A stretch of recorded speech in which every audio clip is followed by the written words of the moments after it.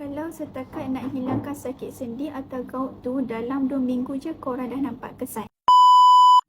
Pernah tak korang perasan walaupun dah diet, dah exercise, gout atau sendi bengkak tu masih tak hilang? Itu sebab kebanyakan cara untuk rawat gout ni cuma sifat sementara. Dia hanya legakan sakit sendi tapi tak selesaikan masalah asid urik yang jadi punca.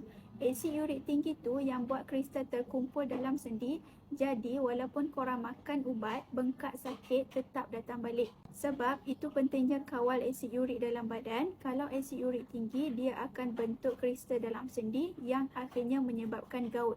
Biasanya rawatan yang ada hanya kurangkan simptom sementara tapi tak sembuhkan root cause, iaitu asid urik tu sendiri. Bila korang stop ubat, gout datang balik. Tapi dengan kapsul tapak baru, kita pecahkan kristal asid urik dalam sendi, turunkan asid urik dalam darah dan ringankan sendi secara semula jadi. Kapsul tapak baru mengandungi kulit kayu retak dengan herba semula jadi yang lain dah lama digunakan untuk pulihkan sendi dan kurangkan radang.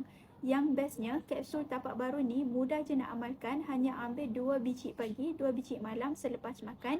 Dalam masa 2 minggu, korang akan rasa perubahan yang ketara. Bengkak sendi surut, sakit sendi berkurang dan yang paling penting, sendi korang lebih ringan. Tak perlu risau lagi dengan kristal asid urik yang buat sendi korang sakit. Itu bukan sekadar legakan sakit tapi selesaikan masalah asid urik dari akar umbi. Kalau korang nak hilangkan gout dan ringankan sendi tanpa perlu ubat yang tak selesai masalah, cuba kapsul tapak baru ni sekarang. Klik link di bawah sekarang untuk dapatkan diskaun menarik dan penghantaran percuma. Jangan tunggu lagi, bertindak sekarang supaya sendi korang tak rosak lebih teruk.